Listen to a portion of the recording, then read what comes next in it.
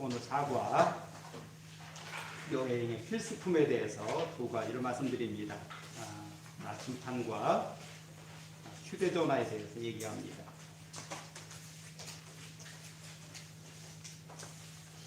나침판은 가야 될 길의 방향을 정해주는 거지요.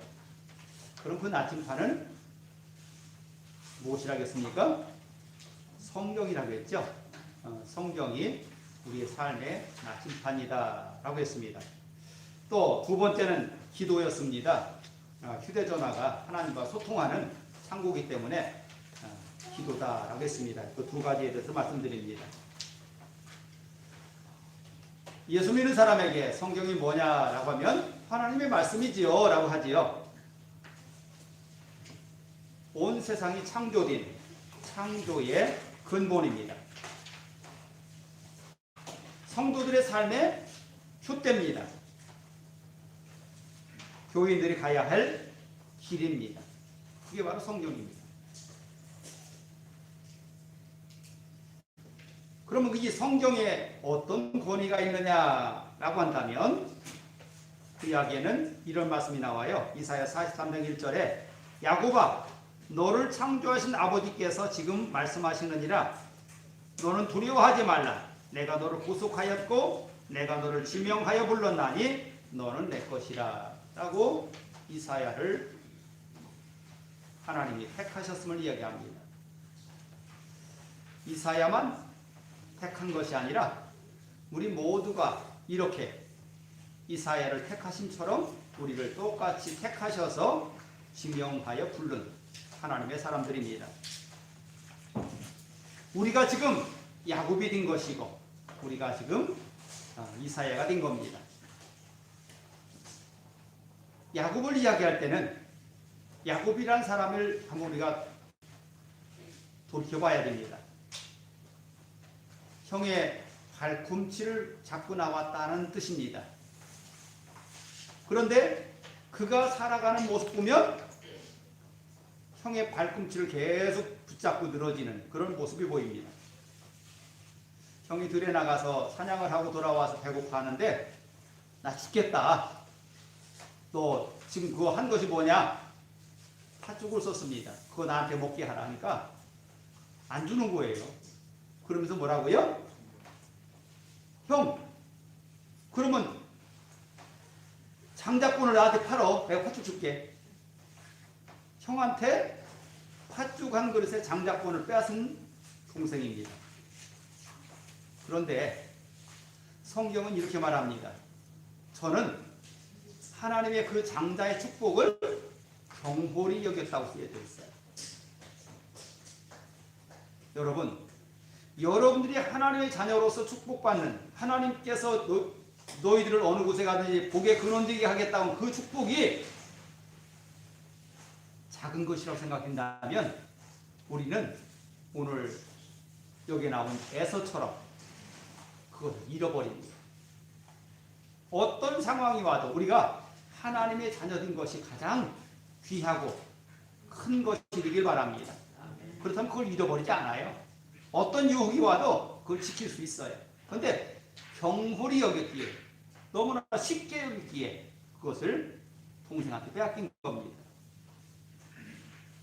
이사야서 43장 12절에는 내가 알려주었으며 구원하였으며 보였고 너희 중에 다른 신이 없었나니 그러므로 너희는 나의 증인이요 나의 하나님 나는 하나님이니라.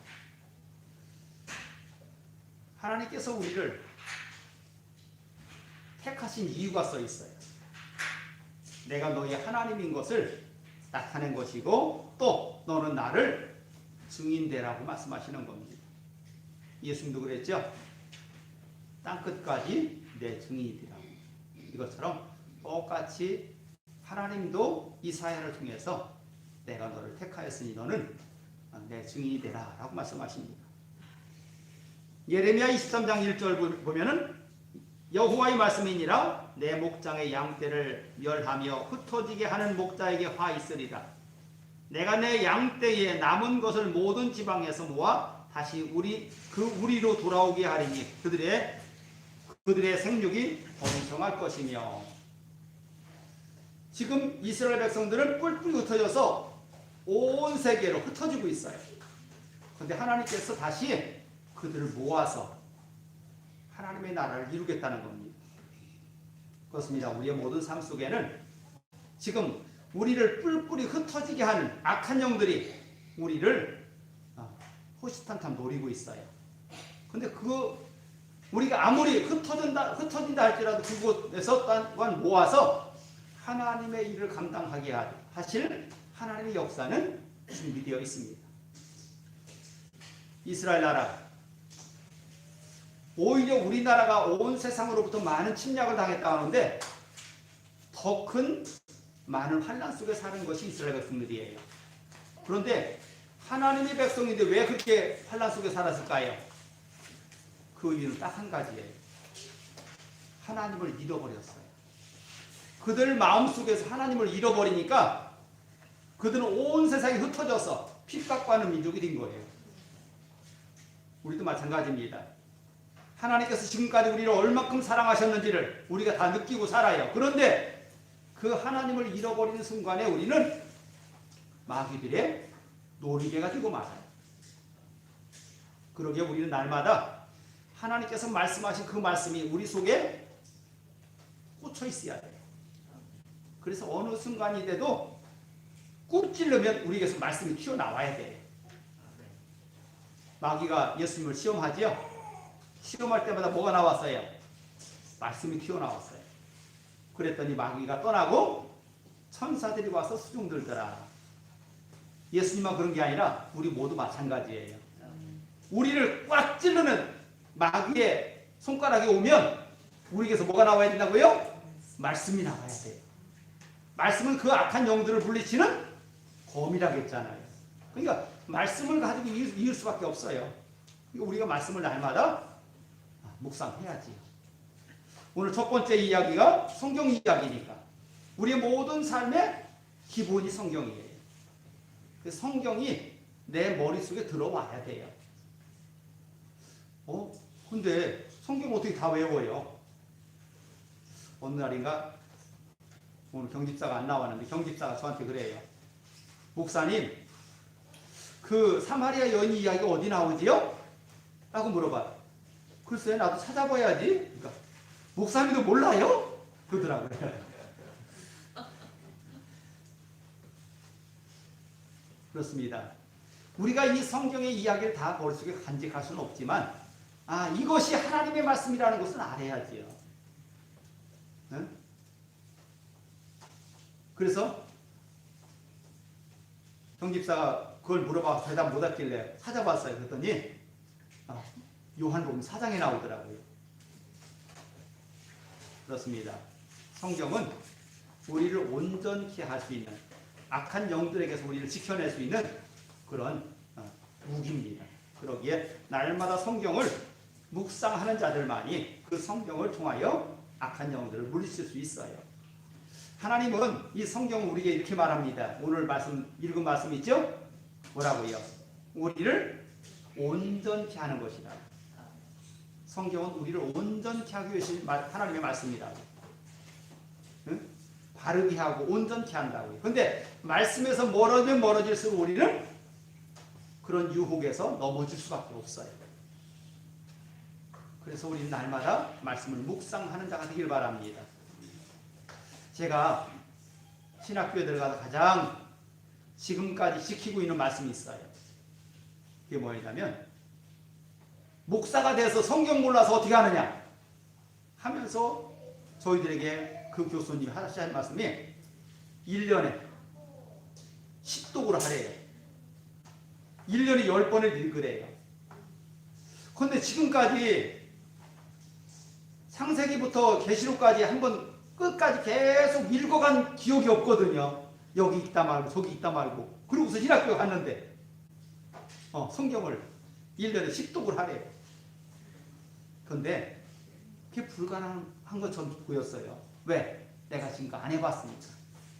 그런데 거기에 목숨 걸고 하니까 되더라고요. 그때부터 지금까지 매년 10독을 합니다. 그럼 어떻게 해야 될까요?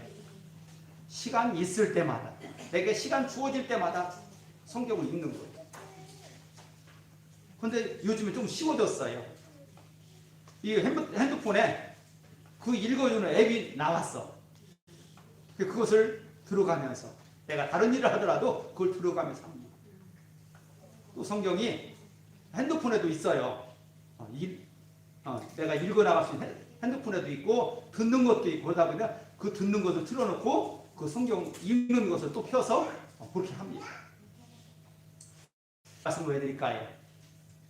목사만 그런 것이 아니라 여기는 여러분에게 똑같습니다. 목사는 더 해야 맞지요. 근데 여러분들도 최소한 1년에 성경 한 번씩은 읽어야 돼요. 그래야 됩니다. 그러려면 성경을 매일같이 하루에 3장씩 읽고 주일날 5장을 읽으면 1년에 일독이 가능하대요. 그건 무슨 얘기냐면 매일같이 읽어야 된다는 뜻이에요. 그럼 저는 얼마큼 읽을까요? 하루에 50장 정도를 읽습니다. 예, 50장 정도를 읽어요. 그런데 실제로 제가 성경을 듣고 읽는 걸 보면 50장이 넘어요. 한번 생각해 보세요. 새벽 예배 해야 하잖아요. 그렇죠? 새벽 예배를 드리려면 그 성경을 그때까지 창세기를 지금 하고 있거든요. 그러면 창세기 그 장만 읽는 게 아니에요. 지금부터 앞에서부터 시작해 쭉 창세기를 오늘 말씀 전할 때까지 읽어요. 내일도 또 내일 전할 말씀까지 또 읽어요. 그러니까 다른 거 할 새가 없어요. 또 설교 준비 또 해야지요. 그러면서 살고 있어요. 그런데 그건 내가 선택한 직업이잖아요. 내가 할 일이니까 꼭 해야지요. 그러니까 합니다. 그런데 여러분들은요. 여러분들이 나가서 말씀으로 살려니 또 말씀이 필요하잖아요. 근데 우리가 삶 속에 우리가 성경이 들어오지 아니하면 내가 무기력해져요. 마귀 앞에서 쉽게 넘어져요. 그런데 말씀으로 내가 무장이 되면 그런 것을 이겨나갈 수 있거든요. 그래서 말씀이 내게 능력이 돼요. 그럼 신약시대는 이 성경에 대해서 뭐라고 하느냐? 사도 바울은 로마서 3장 1절에 그런즉 유대인의 나음이 무엇이며 할례의 유익이 무엇이냐? 범사에 많으니 우선은 그들이 하나님의 말씀을 맡았음이니라. 이스라엘 백성들이 하나님의 말씀을 맡은 자예요. 그런데 내가 성경을 맡은 자라 할지라도 내가 성경대로 살지 아니하면 거기서는 아무런 능력이 나오지 않아요.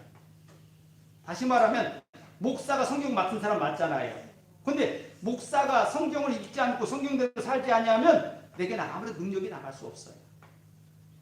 그럼 뭐가 될까요? 사기밖에 안 돼요. 목사가 성경대로 살지 아니하고 말을 전한다는 얘기는 사기친 것밖에 안 돼요. 능력이 안 나가는 거예요. 입으로만 하는 거예요. 그럼 여러분도 마찬가지잖아요. 여러분들이 하나님의 사람으로 살아가면서 많은 사람 앞에 우리가 이야기를 하잖아요. 성경 이야기를 하잖아요. 그런데 그 성경대로 내가 살지 않아요. 그럼 그들이 뭐라 할까? 그래서 나온 말이 교회 다니는 사람들 말은 잘해. 말만 잘해. 라는 말을 하는 거예요.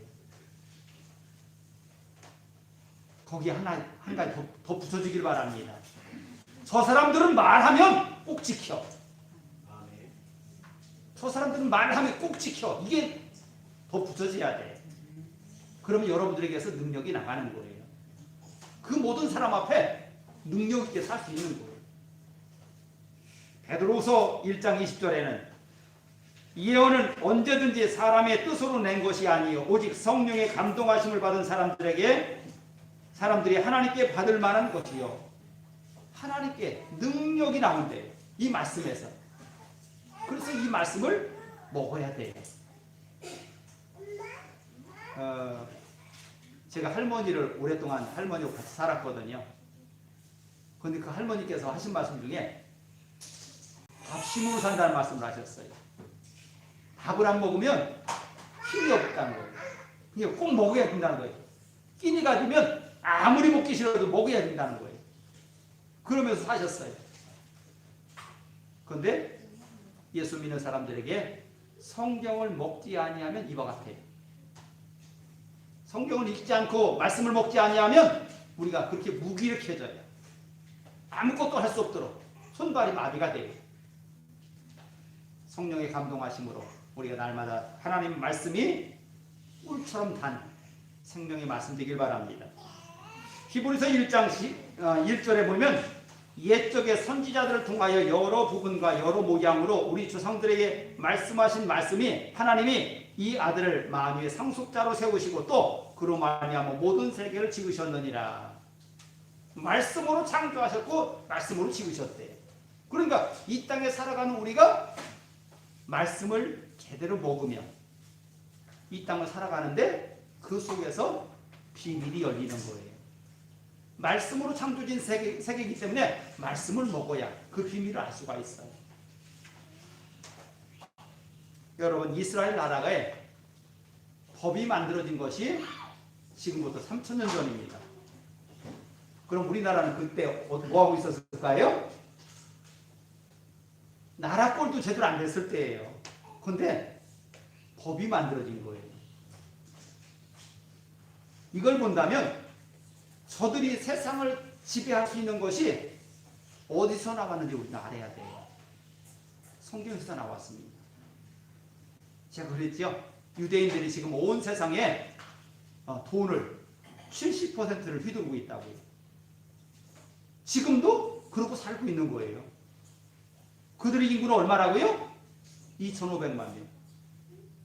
유대인들 모두 합해야, 해외에 있는 유대인들 또 그 나라에 있는 유대인들 다 합쳐야 2천만 명밖에 안 되는 거예요.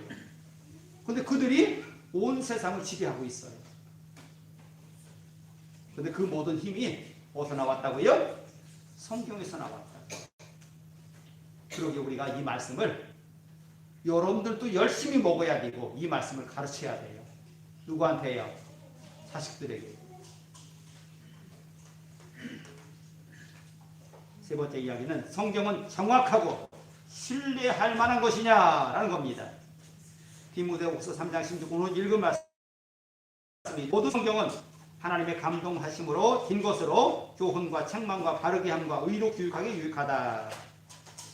이 성경을 보면 저자가 모세로부터 약 40명입니다. 요한계시록까지. 그 쓰여진 시간도 약 1600년이에요. 그런데 이 성경 이야기가 다 예수님에 대한 이야기입니다. 그러면 그 1600년 동안 오랜 세월 동안 많은 사람들에게 쓰여진 이 성경이 어떻게 그러면 모두가 다 예수님의 이야기로 쓰여질 수 있느냐는 거예요. 그러니까 우리는 성경을 쓴 사람들을 저자라고 하지 않아요. 성경을 기록한 사람이라고 해요. 그러면 실제로 쓴 사람은 누구예요? 성령이십니다. 하나님이셔요. 그래서 저자는 하나님이셔요. 그래서 성령께서 그 모든 저자들을 통하여 기록한 것이라고요. 그러기에 이 모든 이야기가 하나처럼 쭉 연결될 수 있는 거예요. 그러기에 오늘 우리가 이 성경을 배우면서 이 성경이 하나님의 성령이 아니고는 깨달을 수 없다고 되어 있어요. 그래서 성령께서 우리에게 깨달음을 주셔야 이 성경이 읽어지고 은혜가 되는 거예요. 제가 전하는 말씀도 마찬가지예요. 저도 성령께서 나를 도와주지 아니하면 이 말씀을 전할 수 없는 거예요. 또한 여러분들에게도 성령께서 그 은혜를 주지 않으면 이 말씀이 깨달아지지 않는 거예요. 이 말씀을 듣고 아멘 할 수 있는 것이 바로 저와 여러분에게 성령께서 하나 되게 하심을 줄 믿습니다. 첫 번째 필수품이 성경이라면 두 번째 우리의 여행 필수품 휴대전화를 하겠죠. 기도입니다. 기도는 뭐지요? 하나님과의 대화다라고 얘기합니다. 사모가 저한테 맨날 나 혼자 말하게 한다고 해요. 내가 그 말을 잘 들어주지 않는데요. 그 혼자 말한대요. 그걸 뭐라고 그래요? 고백이라고 그래요. 응? 그럼 우리도 하잖아요. 응? 내가 하나님께 하나님 답변이 없어도 내 속에 있는 걸 털어놓잖아요. 그래서 기도에는 고백도 있어요. 또 간구하심입니다. 하나님 이것 좀 도와주세요. 간구하는 겁니다. 또 기도는 성도들의 삶의 방향입니다. 기도하고 우리의 생활하고 반대로 갈 수 있을까요? 그럴 수는 없어요. 내가 기도한다는 얘기는 내 마음 중심에서 그런 삶을 살기를 원하고 있기 때문에 그 기도하는 거예요. 그러니까 기도하는 대로 우리는 살아가는 겁니다. 그러니까 삶의 방향을 제시하는 것이 바로 이 기도가 되는 거예요. 기도란 무엇입니까? 예레미야 33장 3절에 보니까 너는 내게 부르짖으라 내가 네게 응답하겠고 네가 알지 못하고 크고 은밀한 일을 네게 보이리라.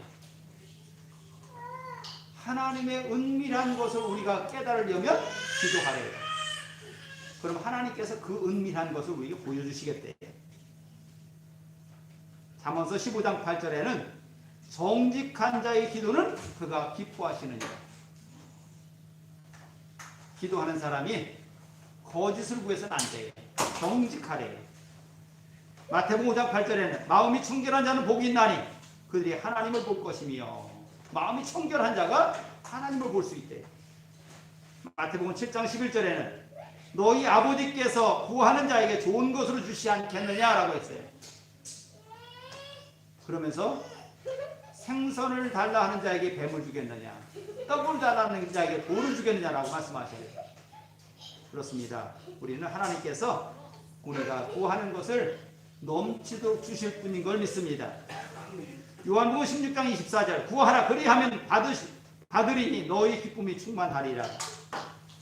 구하면 주신다. 믿음으로 구하면 준다고.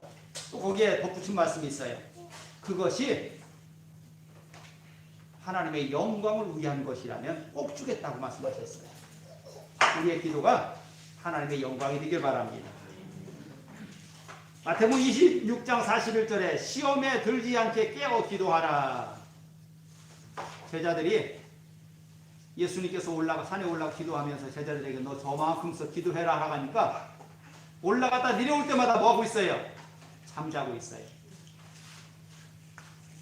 오늘 말씀대로 저들이 깨어서 기도하지 못하니까 예수님이 십자가 달려 돌아가실 때 저들은 다 도망가고 맙니다.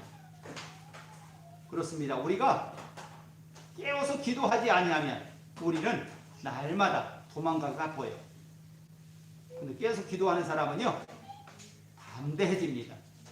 강하고 담대하게 나아갈 수 있어요. 그래서 깨어서 기도하라는 겁니다. 그럼 어떻게 기도할 것이냐? 성경에 비유하는 말씀 보면 이들처럼 기도하지 말라는 말씀이 나와요.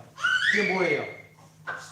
바리새인들과 사두개인들처럼 많은 사람 앞에 자기를 드러내려고 기도하지 말아라. 너희 마음에 있는 것을 하나님이 이미 아신다고 하셨어요. 그러기 우리는 증언구원 말을 많이 해야 하나님이 들으시는 게 아니에요. 하나님께서 우리를 이미 우리의 마음 중심을 아시는 분이기 때문에 우리가 마음의 문만 열면 그 하나님과 소통할 수 있는 겁니다. 그게 기도예요. 그래서 우리가 기도할 때는 다른 사람들에게 보이려고 하지 말고 하나님과 너와의 은밀한 만남을 해라. 그게 오늘 기도의 내용이에요. 그래서 다른 사람들에게 보이기 위한 기도가 아니라 하나님과 나 사이에 은밀한 기도를 해라. 그리하면 아버지께서 갚으시리라. 마태복음 18장 19절에는 너희 중에 두 사람이 땅에서 합심하여 무엇인지 구하면 하늘에 계신 네 아버지께서 그들을 위해서 이루어 주실 거다. 이게 뭐예요? 중보지요. 어? 어떤 한 가지 목적을 향해서 여러 사람이 힘을 모아서 기도하는 중보기도입니다. 그렇습니다. 우리가 날마다 중보기도 해야 되는 다른 사람들을 위해 기도하는 이유가 그거예요. 기도가 모아지면 큰 능력이 나옵니다. 한 사람이 기도하는 것보다 또 내가 나를 위해서 기도하는 것보다 다른 사람들이 그 사람을 위해 기도해주면 훨씬 더 효과적입니다. 우리도 그렇잖아요. 날마다 달라고 하는 사람이 옆에 있어요. 너는 왜 날마다 달라고만 하니? 합니다. 그런데 다른 사람이 그 사람한테 지금 이런 어려움이 있어요. 좀 도와줄 수 없어요? 그럼 그때는 그가 달라고 하지 않아도 그를 돌봐주게 돼 있어요. 중보기도가 이와 같은 겁니다. 내가 나를 위한 기도가 아니라 다른 사람들을 위한 기도를 서로 나누면 서로가 서로에게 은혜를 끼치는 겁니다.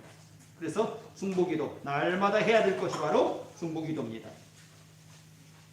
사도행전 4장 30절에 손을 내밀어 병 낫게 하옵시고 표적과 기사가 거룩한 종 예수의 이름으로 이루어지게 하옵소서. 비일기를 다음에 모인 곳이 진동하더니 무리가 다 성령이 충만하여 담대히 하나님의 말씀을 전하니라. 어떤 사건이죠? 마가다락방에서 120명이 모여서 기도했더니 성령이 임하여서 저들에게 성령 충만함을 받게 한 마가다락방 사건입니다. 그렇습니다. 모여서 빌기를 다함에 온 성도가 합심하여 기도했더니 거기 성령 충만함이 목사에게만 임한 것이 아니라 거기에 모여있는 사람들에게 각각 성령 충만함이 임한 사건입니다. 그렇습니다. 성령은요 어떤 특정인에게만 주는 게 아니에요. 우리 모두에게 주는 것이 바로 성령입니다. 그래서 우리는 성령 받기를 위해서 기도하시기 바랍니다. 그럼 효과적인 기도 생활 속에 여기 기도에 대해서 여러 가지가 나옵니다. 첫째, 거하라라고 했습니다. 거하는 게 뭐예요? 그 속에서 하나가 되라는 뜻이에요. 우리가 말씀 안에 거하라, 말씀으로 살아라 그런 뜻이거든요. 그러니까 기도하는 것은 하나님과 동행하는 거라는 거예요. 그래서 우리는 그 안에 거하라. 그러면 너희들이 원하는 것이 무엇이든지 다 들어주시겠다는 거예요. 그러니까 하나님과 내가 동떨어진 게 아니에요. 하나가 되는 거예요. 두 번째는 구하랍니다. 마태복음 7장 7절에 구하라 그리하면 너에게 주실 것이요 찾으라 그리하면 찾아낼 것이요 문을 두드리라 그리하면 너에게 열릴 것이니. 문을 두드리는 사람에게 열린 거예요.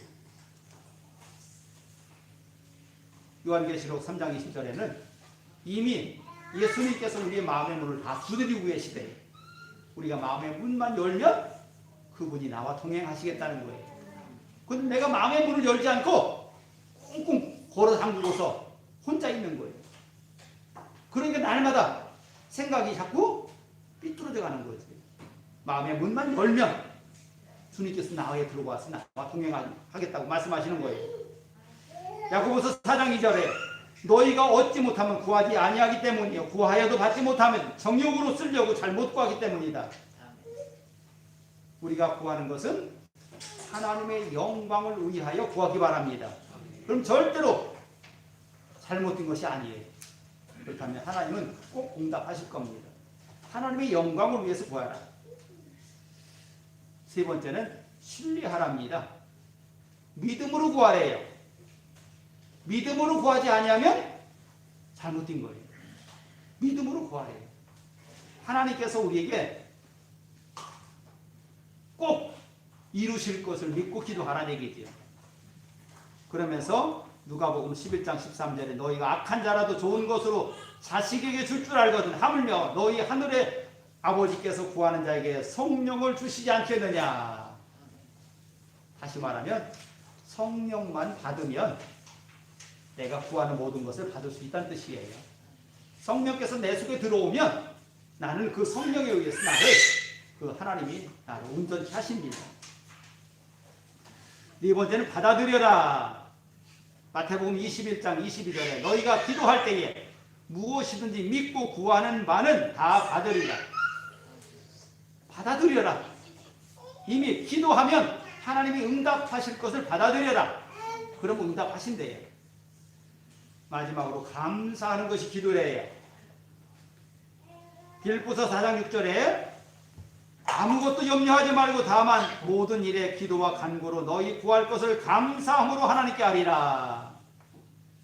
감사함으로 하나님께 아리는 것이 기도래요. 데살로니가전서 5장 16절에 항상 기뻐하라, 쉬지 말고 기도하라, 범사에 감사하라. 기도에는 항상 뭐가 있다고요? 감사가 있다고요. 기쁨으로 하라고요. 이렇게 해서 우리가 하나님 앞에 하나님의 사람 된 것을 증명하는 것이 바로 기도입니다. 우리가 하나님의 사람이 못 되면 기도할 수 없어요. 왜? 하나님이 내 말을 왜 들어? 나하고 관계없는데. 말씀을 정리합니다. 우리가 하나님의 사람이라는 증거가 바로 기도하는 생활입니다. 날마다 깨어서 기도하는 것이 하나님과 소통하는 것이고 그 하나님의 온전하심을 이루는 거예요. 그래서 우리가 어느 곳에 가든지 하나님의 사람으로 살기를 원한다면 말씀하고 기도가 꼭 필요합니다. 아멘. 말씀을 묵상하고 그 말씀대로 기도하면서 그 하나님의 온전하심을 이루는 저와 여러분이 다 되기를 바랍니다. 오늘 집에 가서 읽을 말씀은 빌립보서 4장 6절, 시편 62편 8절, 사도행전 4장 29절부터 33절입니다. 그래서 오늘도 승리하는 귀한 날이 되길 바랍니다. 기도합니다. 하나님, 우리는 지금 천국을 향해서 여행하는 여행자입니다. 나그네입니다. 이제 그 나그네로 사는데 꼭 하나님을 만나려고 가고 있는데 거기에 하나님의 말씀이 필요하고 기도가 필요합니다. 하나님의 말씀이 날마다 묵상되게 하시고 우리가 날마다 깨어서 기도하며 그 하나님과 동행할 수 있게 하여 주시옵소서. 예수 이름으로 기도했습니다. 아멘.